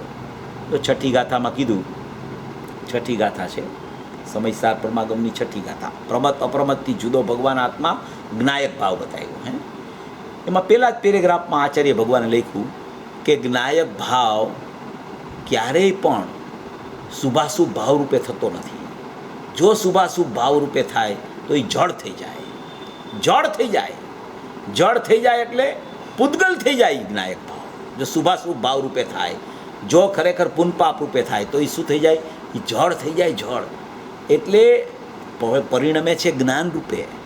માને છે કે શુભાશુભ ભાવ રૂપે પરિણમો, માને છે કે પુનપાપ રૂપે પરિણમો, પરિણમે છે જ્ઞાન રૂપે, પણ એને એવું જ્ઞાન ખરેખર વાસ્તવિકપણે ન હોવાને કારણે એને એમ થાય છે કે મારામાં આ બધું આવી ગયું. વિભાવ હોય ને, વિભાવ, એ વિભાવ અહીંયા પર્યાયમાં થાય તો એ પર્યાયમાં અહીંયા વિભાવ નવો નવો પ્રત્યેક સમયે થાય છે. કર્મણ પૂદગલ કર્મમાં એ અનાદિનો બંધ પડ્યો છે. અહીંયા પ્રત્યેક સમયે નવો નવો થાય છે. અહીંયા સમયવર્તી છે કારણ કે પર્યાય સમયવર્તી છે, તેનું આયુષ્ય સમયવર્તી છે. ત્યાં બંધ પડ્યો છે દ્રવ્ય કર્મમાં. હવે એ દ્રવ્ય કર્મમાં બંધનો ઉદય આવે છે. એ ઉદય આવ્યો, જો અહીંયા એને ખ્યાલ ન હોય કે અહીંયા જ્ઞાન થાય છે તો એ જ્ઞાનમાં જાણવું થાય છે એમ લઈ લઈએ તો એને ખબર પડી જાય કે રાગ છે ને પૂદગલમાં થાય છે. પણ અહીંયા હું જાણનાર છું એમ એને જો ખ્યાલમાં ન આવે તો એનું લક્ષ છે ને એ જ્યાં એ રાગ દ્વેષ પૂતગલ કર્મની સત્તાના છે એ અહીંયા પ્રતિભાસિત થાય જ્ઞાનમાં. પ્રતિભાસિત થાય એટલે ઝળકે એટલે અવભાસન થાય. અવભાસન થાય એટલે આ સત્તામાં એવો ખ્યાલ આવે કે ક્યાંક રાગ દ્વેષના પરિણામની સત્તા છે એવો ખ્યાલ આવે એને. એવો ખ્યાલ આવે ને ત્યાં એને એમ થઈ જાય કે આ તો મારામાં છે, આ તો હું રાગી થઈ ગયો છું, આ તો હું મોહી થઈ ગયો છું, આ તો હું સુખ દુઃખની કલ્પના રૂપે થઈ ગયો છું. એવો ભાસ થાય છે એને. એવો ભાસ થાય છે ને જ્યારે, ત્યારે ખરેખર અહીંયા નથી આવતા રાગ દ્વેષ. એવો ભાસ થાય છે ત્યારે અહીંયા રાગ દ્વેષ નથી આવતા. ત્યારે અહીંયા તો જ્ઞાન હોય છે, અહીંયા તો જ્ઞાન છે. પણ અહીંયા જ્ઞાન હોવા છતાં એને એમ લાગે છે કે આ રાગ દ્વેષ છે એ ભાસતા કે જ્ઞાનમાં રાગ દ્વેષ આવી ગયા. જ્ઞાનનો ખરેખર સ્વપર પ્રકાશક સ્વભાવ છે. જ્ઞાનનો ખરેખર સ્વપર પ્રતિભાસમય સ્વભાવ છે. એવું સ્વપર પ્રકાશકપણું હોવા છતાં એને એમ લાગે છે એ સ્વપર પ્રકાશક તો જ્ઞાન રૂપે છે. એ સ્વપર પ્રકાશક કેવું છે તો કે એ જ્ઞાન રૂપે છે. એ પરપ્રકાશકમાં જ્ઞાન છે અને સ્વપ્રકાશકમાં જ્ઞાન છે. એ તો જ્ઞાન રૂપે પરિણમે છે. એ જ્ઞાન રૂપે પરિણમતા એને ખ્યાલ આવ્યો કે ભાઈ અહીંયા રાગ છે, તો એ રાગ છે ને એને પ્રતિભાસિત થયો. પૂતગલમાં દ્રવ્ય કર્મનો ઉદય આવ્યો, એ અહીંયા પ્રતિભાસિત થયો જ્ઞાનમાં. જ્ઞાનની સોપર પ્રકાશક પર્યાય પોતાથી ઉત્પન્ન થઈ. હવે એમાં જાણવું થયું કે આવો રાગ ત્યાં ચાલે છે. તો એવું જાણવાને ન સ્વીકાર કરતા એ રાગનો સ્વીકાર કરી લે છે. એનું નામ સમયવર્તી અજ્ઞાન છે. એનું નામ સમયવર્તી માન્યતાનું નામ મિથ્યાત્વ છે. એવું સમયે સમયે થયા કરે છે. અનાદિથી આવું જ્ઞાનનું અજ્ઞાનત્વ કરે છે. અનાદિથી આવી માન્યતાની ભૂલ થાય છે. અનાદિથી જ્ઞાન થતું હોવા છતાં રાગ મારામાં થાય છે. રાગનો પ્રતિભાસ જોઈને એને અજ્ઞાન દશાની ઉત્પત્તિ થઈ જાય છે. થાય છે જ્ઞાન, થાય છે જાણવું, થાય છે જાણનારનું જાણવું, થાય છે ખરેખર જાણનાર હું છું એવું જાણવું. છતાં એને એનો સ્વીકાર ન હોવાને કારણે, એનું અજ્ઞાન હોવાને કારણે એને પર વસ્તુ પ્રતિભાસિત થતી જ્ઞાનમાં દેખાય. એ જ્ઞાનમાં તો જ્ઞાન દેખાય છે. જ્ઞાનમાં તો પરપ્રકાશકમાં પણ જ્ઞાન છે, સ્વપ્રકાશકમાં પણ જ્ઞાન છે. એ તો જ્ઞાનનો ઉદય સ્વપર પ્રકાશક અખંડ છે. એમાં જ્ઞાન થયું કે આવું બહારમાં ક્યાંક પૂતગલની અવસ્થામાં રાગનું પરિણમન, ઉદયનું ચારિત્ર મોહનીનો ઉદય ચાલુ છે. એવું અહીંયા જ્ઞાન થયું. એ જ્ઞાન થતાં એને એમ થઈ જાય છે કે આ રાગ મારામાં આવી ગયો. આ જાણવું છે ને, એ જાણવામાં પદાર્થના પ્રતિભાસમાં તફાવત થઈ જાય છે જ્ઞાનીને અજ્ઞાનીને. જ્ઞાની એને નિમિત્ત માત્ર જાણે છે. જ્ઞાની એને શું જાણે છે? નિમિત્ત માત્ર. અને અજ્ઞાની એને નિમિત્ત કરીને એ નૈમિતિક ઊભું કરે છે. જ્ઞાની એને નિમિત્ત માત્ર જાણે છે. નિમિત્ત માત્ર જાણે છે એટલે કે એ કાંઈ છે નહીં, એ બધું ત્યાં જ છે, અહીંયા કાંઈ આવતું નથી. અને અજ્ઞાની તેને નિમિત્ત માની અને નિમિત્તના લક્ષ્ય અહીંયા નૈમિતિક વિભાવ ઉત્પન્ન કરે છે.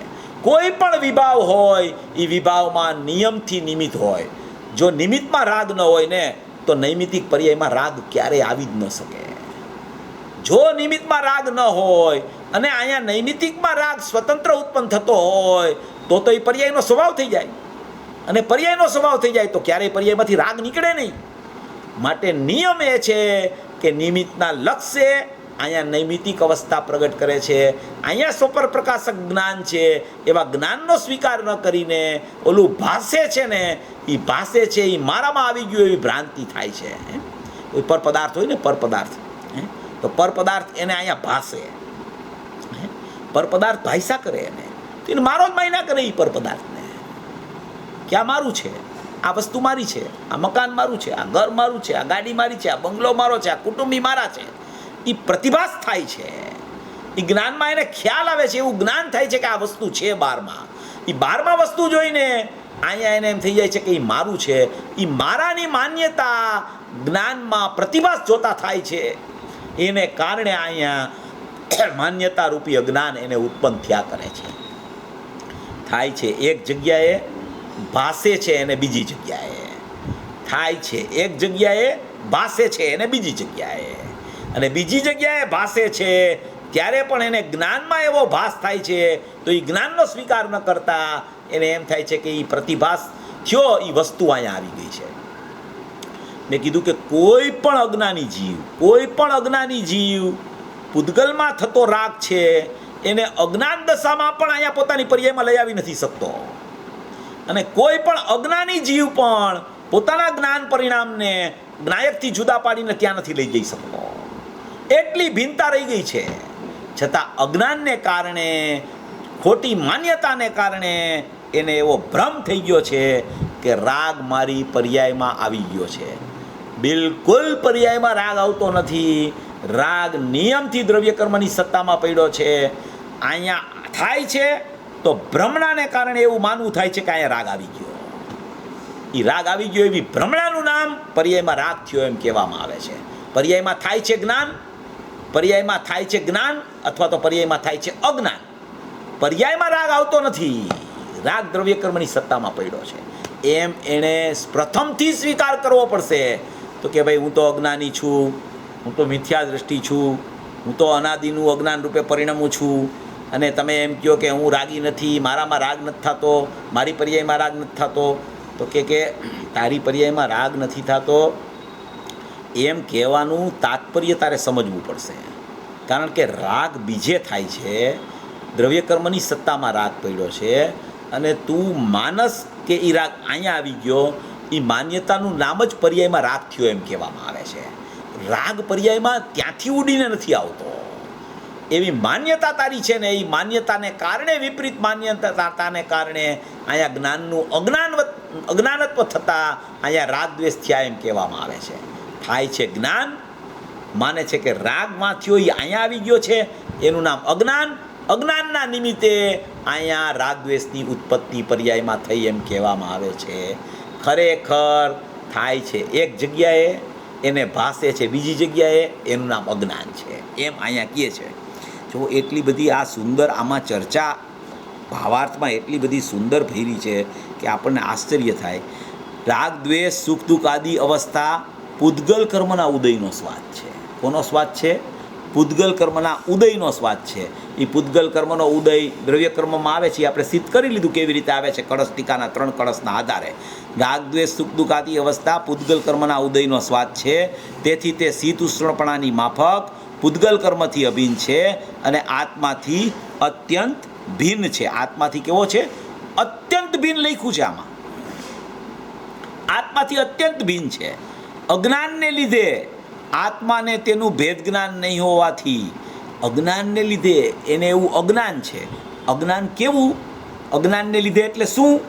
કે રાગ છે પૂદગલ કર્મમાં ઉદયનો સ્વાદ, અને એ અજ્ઞાનથી માને છે કે મારી પર્યાયમાં રાગ થઈ ગયો છે.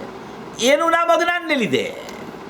અહીંયા તો જ્ઞાન સિવાય કાંઈ છે નહીં. અહીંયા એક ત્રિકાળી દ્રવ્ય જ્ઞાયક ભાવ છે, અને એની પર્યાયમાં થાય છે તો જ્ઞાન થાય છે.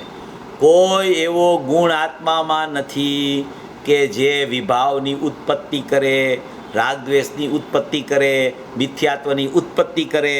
એવો ગુણ કોઈ આત્મામાં નથી. ગુણી પરમાત્મા છે.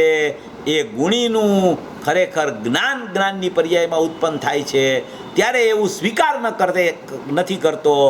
એટલે એને પૂદગલ કર્મમાં રાગ હોવા છતાં અહીંયા પર્યાયમાં વિભાવ આવી ગયો એવી ભ્રમણા થાય છે, અને એ ભ્રમણાને ભ્રાંતિનું નામ સંસાર છે. એ સંસાર ભ્રમણાનો છે, અને એ ભ્રમણાને કારણે એમ કહેવામાં આવે છે કે એની પર્યાયમાં રાગ દ્વેષ આવી ગયા. જો અહીંયા કહે છે અજ્ઞાનને લીધે આત્માને તેનું ભેદ જ્ઞાન નહીં હોવાથી. કેવું ભેદ જ્ઞાન નહીં હોવાથી? કે રાગ દ્વેષ પૂદગલ કર્મનો સ્વાદ છે, અને અહીંયા જ્ઞાન થાય છે. શીત ઉષ્ણપણું જેમ પૂદગલમાં છે એમ રાગ દ્વેષ કર્મનો ઉદય પૂદગલ કર્મમાં છે, અને અહીંયા જ્ઞાન છે.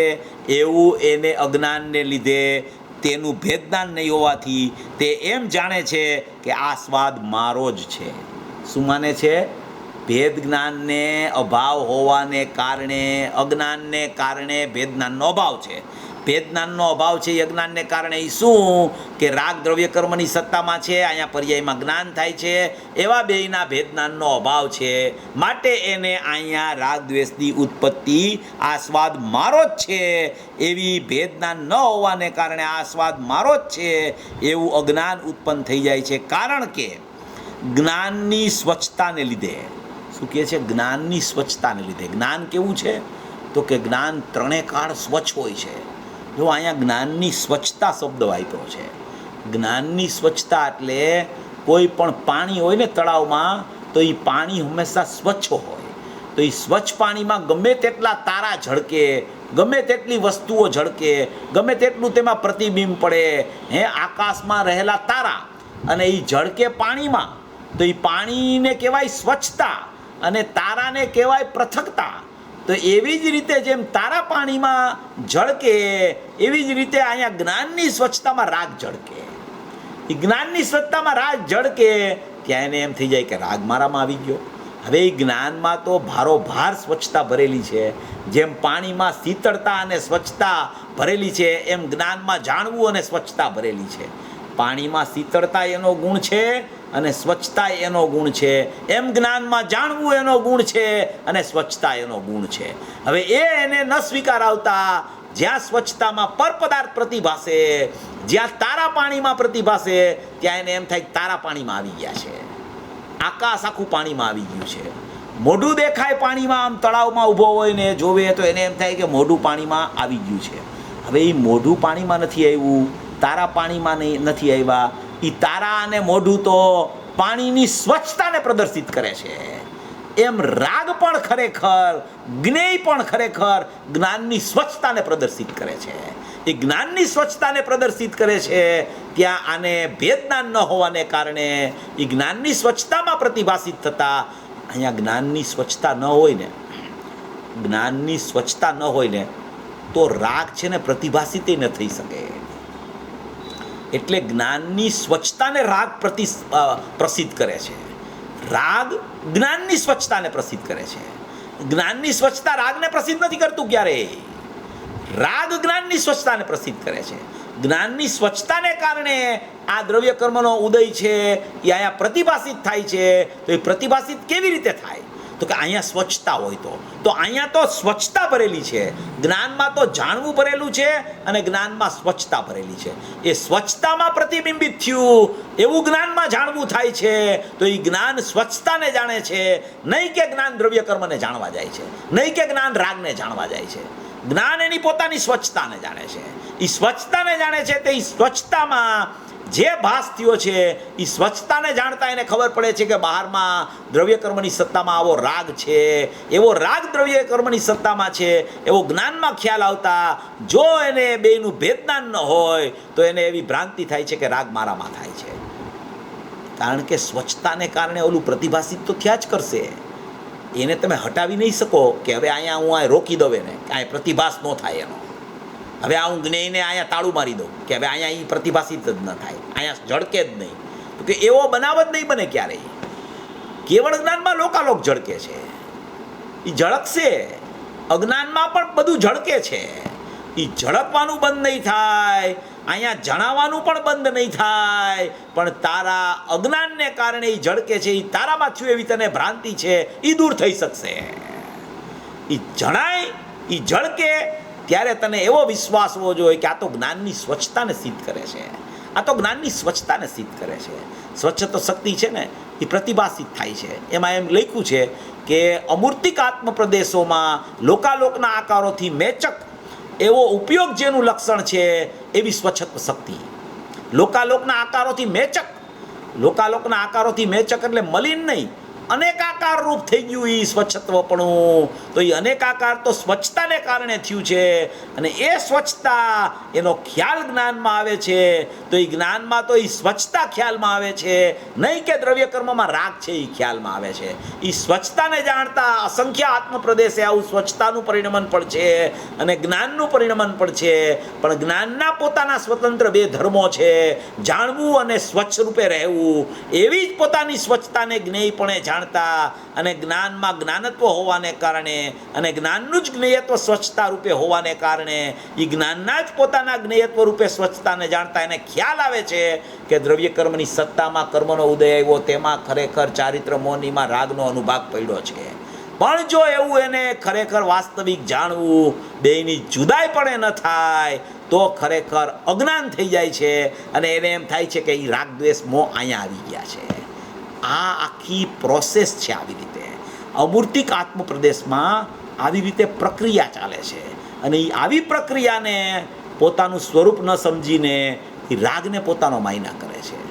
રાગને ગમે તેટલો પોતાનો માને, એ છે દ્રવ્ય કર્મની સત્તામાં, એ બિલકુલ ઉડીને અહીંયા આવવાનો નથી. એ ત્યાં જ છે અને ત્યાંથી જ ત્યાં જ છે એવો અહીં ખ્યાલ આવશે ને તો અહીંથી નીકળી ગયો એમ કહેવામાં આવશે. અહીંયા આવ્યો જ નથી, નીકળે ક્યાંથી? અહીંયા આવતો જ નથી, એનું નામ નીકળી ગયો. એને ખ્યાલ આવી ગયો કે ત્યાં જ છે, એનું નામ રાગનો અભાવ થઈ ગયો. રાગનું હવે પરિણમન ન રહ્યું. હવે અસ્થિરતાજન્ય રાગ છે ને હવે જ્ઞાનીને અસ્થિરતાજન્ય રાગ દ્વેષ આવે છે ને એ બધું અસ્થિરતાજન્ય રાગ છે. એ પર્યાયનું વિભાવપણું દ્રવ્ય કર્મની સત્તાને જોતા પ્રત્યેક સમયે નવું નવું પરિણમન દેખાય છે, એને કહેવામાં આવે છે. ખરેખર તો જ્ઞાન રૂપ પરિણમે છે. રાગરૂપ કદી જીવ પરિણમ્યો નથી, કદી પરિણમવાનો નથી અને કદી ભૂતકાળમાં પરિણમ્યો નથી. ખરેખર વર્તમાનમાં પણ પરિણમતો નથી, અનંતકાળ સુધી પરિણમવાનો નથી. પરિણમે છે તો જ્ઞાનરૂપ પરિણમે છે. રાગની સત્તા છે તો દ્રવ્ય કર્મમાં છે. એટલું એને ખરેખર એની માન્યતામાં બેસાડવું પડશે. ત્યારે આ રાગ એને જ્યારે પૂતગલમાં દેખાશે, રાગ પૂતગલમાં દેખાશે એટલે રાગ પૂતગલમાં છે, રાગ પૂતગલમાં છે, રાગ પૂતગલમાં છે એમ જોશે તો અહીંયા આવ્યા કરશે, તો નિમિત્તનું લક્ષ થઈ ગયું. રાગ પૂતગલમાં દેખાશે એનો અર્થ એમ છે કે મને જ્ઞાન જ જણાય છે અને એ જ્ઞાનમાં મને જાણનાર જણાય છે એટલે આત્મા જણાય છે એવો સ્વભાવનો સ્વીકાર આવશે. એનો અર્થ જ રાગ ખરેખર પૂતગલમાં છે અને પૂતગલની સત્તામાં રહેલો છે, મારામાં ખરેખર છે જ નહીં. અને જો એ રાગ પૂતગલમાં છે, પૂતગલમાં છે, પૂતગલમાં છે એમ જોયા કરશે તો એ પૂતગલમાં છે એમ જોશે ને તો અહીંયા નૈમિતિક પણ અહીંયા આવી જશે પર્યાયમાં, પ્રત્યેક સમય આવ્યા કરશે. અહીંયા પ્રતિબિંબમાં પણ જો એને રાગ દેખાશે તો એનો મતલબ છે કે એ નિમિત્તને જ જોયા કરે છે. અહીંયા એને સ્વચ્છતા દેખાવી જોઈએ, ત્યારે જ એને ખરેખર ખબર પડે છે કે મારું પરિણમન તો સ્વચ્છતા રૂપે છે, મારું પરિણમન તો એ સ્વચ્છતાને જાણવા રૂપે જ્ઞાન રહેલું છે. મારું પરિણમન ખરેખર રાગને જાણવા રૂપે પણ નથી થતું, મારું પરિણમન તો મારા જાણવા રૂપે વર્તી રહ્યું છે. એવો જ્યારે એને સ્વીકાર આવશે ત્યારે જ ખરેખર આ અજ્ઞાનને લીધે તેનું ભેદ જ્ઞાન નહીં હોવાથી ત્યારે એને અજ્ઞાન છૂટી જશે અને જ્ઞાન પણ એને ભેદ જ્ઞાનનો પ્રકાર ચાલુ થઈ જશે. તો અજ્ઞાનને લીધે આત્માને તેનું ભેદ જ્ઞાન નહીં હોવાથી તે એમ જાણે છે કે આ સ્વાદ મારો છે. જો અજ્ઞાનને લીધે ભેદ જ્ઞાન નહીં હોવાથી તે એમ જાણે છે કે આ સ્વાદ મારો છે. એનો અર્થ એમ છે કે એ સ્વાદ મારો નથી, એ સ્વાદ પૂતગલનો છે, છતાં એવું માયના કરે છે. એનું નામ ખરેખર અજ્ઞાન છે અને એ અજ્ઞાનને લીધે આત્માને તેનું ભેદ જ્ઞાન નહીં હોવાથી તે એમ જાણે છે કે આ સ્વાદ મારો છે. કોઈને બહારના પદાર્થો અહીં પ્રતિભાસિત થતા હોય અને એ માની લે કે આ પદાર્થ મારા છે તો એ પદાર્થ અહીંયા આવે છે કોઈ દિવસ? ક્યારેય કોઈને એવો અનુભવ થયો છે કે કોઈ પર પદાર્થને પોતાના માયના કરે, પોતાની ફેક્ટરીને, પોતાના કુટુંબને, કોઈ પણ બહારના પદાર્થોને પોતાના માને? એ માને એ તો એની માન્યતાની ભ્રમણા છે, પણ એ પદાર્થ અહીં આવી જાય છે ક્યારેય? જો એક સમય એવો બતાવો કે પદાર્થને એને પોતાના માયના હોય, બહારનાને અહીંયા આવી ગયા હોય એની સત્તામાં, તો બિલકુલ આવી ન શકે. એની સત્તા જુદી, આની સત્તા જુદી, એનો ભાવ જુદો, આનો ભાવ જુદો, એનું ક્ષેત્ર જુદું, આનું ક્ષેત્ર જુદું. એવી વસ્તુ અહીંયા જુદી પડી છે. એ અજ્ઞાનને કારણે એનો ભાસ થાય છે કે એ પર પદાર્થ અહીંયા આવી ગયા, એ રાગ અહીંયા આવી ગયો, એ દ્રવ્ય કર્મ અહીંયા આવી ગયા, પૂતગલની સત્તા અહીંયા આવી ગઈ. એ અજ્ઞાનનું કારણ છે. જ્યાં એને ખ્યાલ આવે છે કે ઓહો બે સત્તા જુદી જુદી છે, ત્યાં જ ભેદજ્ઞાન થઈ જાય છે. એટલે અજ્ઞાનને લીધે આત્માને તેનું ભેદજ્ઞાન નહીં હોવાથી તે એમ જાણે છે કે આ સ્વાદ મારો જ છે. કારણ કે જ્ઞાનની સ્વચ્છતાને લીધે, જો જ્ઞાનની સ્વચ્છતા, આ શબ્દ બહુ ઇમ્પોર્ટન્ટ છે. જ્ઞાનની સ્વચ્છતાને લીધે રાગ દ્વેષ આદિનો સ્વાદ શીતોષ્ણપણાની માફક જ્ઞાનમાં પ્રતિબિંબિત થતા, જુઓ જેમ શીતોષ્ણપણું જ્ઞાનમાં પ્રતિબિંબિત થાય છે એમ રાગ દ્વેષનો સ્વાદ પણ જ્ઞાનમાં પ્રતિબિંબિત થાય છે. જ્ઞાનમાં એટલે કે આત્મામાં આવતો નથી, પ્રતિબિંબિત થાય છે, ભાસ થાય છે. અહીંયા આવી ગયો એવો, એ તો ત્યાં છે, એની સત્તા ત્યાં છે, અહીંયા આવી ગયો એવું લાગે છે, એનું નામ અજ્ઞાન છે. અહીંયા તો જ્ઞાનના પરિણામ છે, એ જ્ઞાનમાં આત્મા જણાય છે એમ કહેવા માગે છે. કારણ કે જ્ઞાનની સ્વચ્છતાને લીધે રાગ દ્વેષ આદિનો સ્વાદ શીતોષ્ણપણાની માફક જ્ઞાનમાં પ્રતિબિંબિત થતા જાણે કે જ્ઞાન જ રાગ દ્વેષ થઈ ગયું હોય એવું અજ્ઞાનીને ભાસે છે. જ્ઞાન રાગ દ્વેષ થઈ ગયું હોય એવું ભાસે છે.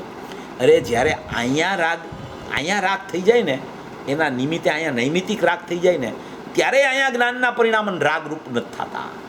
તો એ બહાર હોય ત્યારે તો અહીંયા જ્ઞાનના પરિણામ કેવી રીતે રાગરૂપ થાય?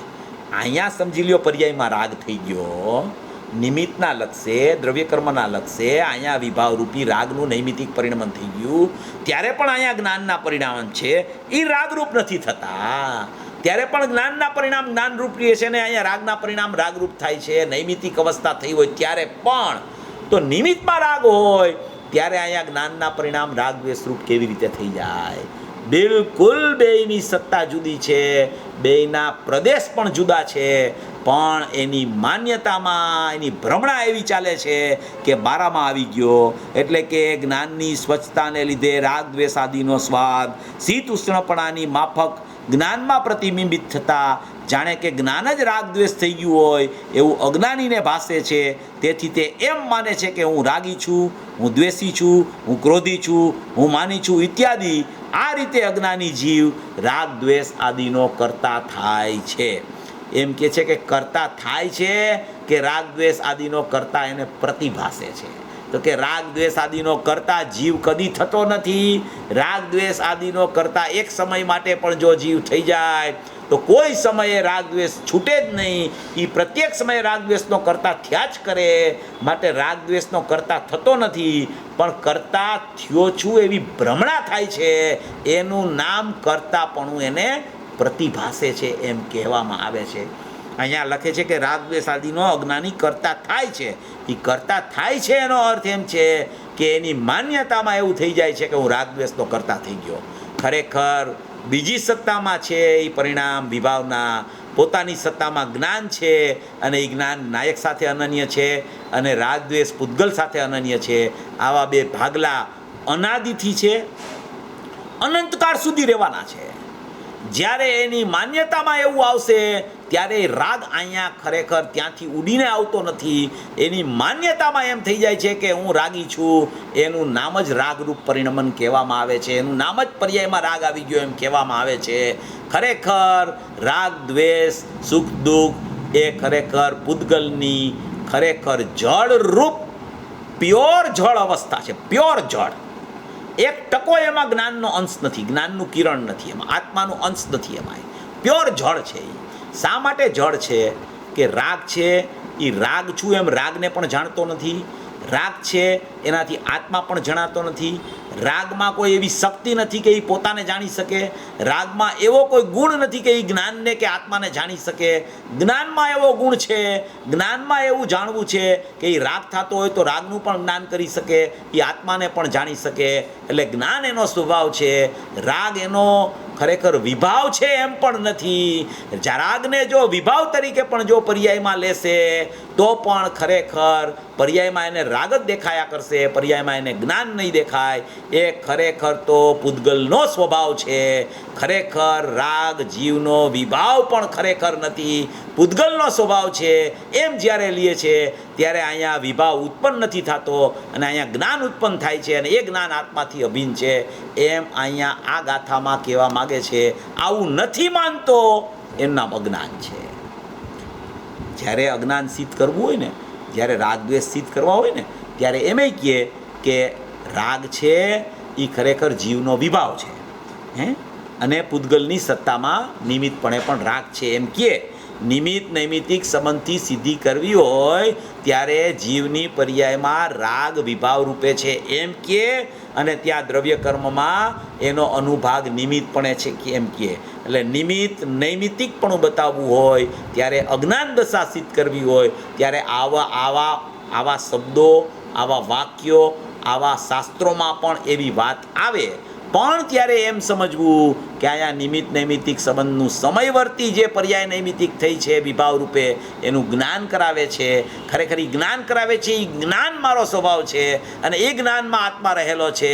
ખરેખર આ વિભાવ છે એ મારું પરિણમન નથી, એ વિભાવ છે એ પરના લક્ષ્ય થતો હોવાને કારણે એ પરનો સ્વભાવ છે. એટલે રાગ પૂતગલનો સ્વભાવ છે. જીવનો વિભાવ પણ ખરેખર નથી. જીવનો વિભાવ એટલે વિશેષ ભાવ કેવો હોય તો જ્ઞાનના પરિણામ છે એ જીવનો વિશેષ ભાવ છે અને જીવ છે એ સામાન્ય ભાવ છે. સામાન્ય વિશેષપણું જ્ઞાયક અને જ્ઞાનમાં લાગુ પડે છે. રાગમાં ખરેખર વિભાવ પણ લાગુ પડતો નથી. પૂતગલનો સ્વભાવ હોય એને જીવનો વિભાવ પણ કહી શકાય નહીં. એ એકદમ 100% પ્યોર જળ પૂતગલનો સ્વભાવ છે. એમ જે માનશે એમ જે જાણશે એનો ખરેખર અલ્પકાળમાં મોક્ષ માર્ગ પ્રગટ થઈને મોક્ષ થઈ જશે એવું અહીંયા આચાર્ય ભગવાન બતાવવા માગે છે. આ તો હજી અજ્ઞાનની સિદ્ધિ કરે છે કે એવું નથી માનતો એ અજ્ઞાની રહી જાય છે. હવે 93 ગાથા આવશે એમાં આખી જ્ઞાનની સિદ્ધિ કરશે કે જ્ઞાનમાં ખરેખર જ્ઞાનનું અજ્ઞાનત્વ ન થતાં જ્ઞાનમાં જ્ઞાનનું જ્ઞાનત્વ થઈ જાય છે. જ્ઞાનમાં જ્ઞાનનું અજ્ઞાનત્વ ઉત્પન્ન જ નથી થતું, જ્ઞાનમાં જ્ઞાનનું જ્ઞાનત્વ ઉત્પન્ન થઈ જાય છે. એવી 93મી ગાથા આવશે. આવું બહુ સુંદર સ્વરૂપ રાગાદીની ભિન્નતાનું અહીંયા આ 92 ગાથામાં અજ્ઞાન દશામાં રાગાદીની અભિન્નતા છે એવું અજ્ઞાની માને છે એમ બતાવે છે. અને જ્યારે એને ખ્યાલ આવશે કે આ રાગ છે પૂતગલમાં થાય છે ત્યારે ખરેખર એની ભિન્નતા એને ખ્યાલમાં આવી જશે અને ત્યારે એને સમ્યક દર્શન જ્ઞાન ચારિત્રાણી મોક્ષ માર્ગ પ્રગટ થઈ જશે. આવું સ્વરૂપ સમજી અને સર્વભવી જીવો મોક્ષ માર્ગમાં પ્રયાણ કરે એવી મંગલ ભાવ.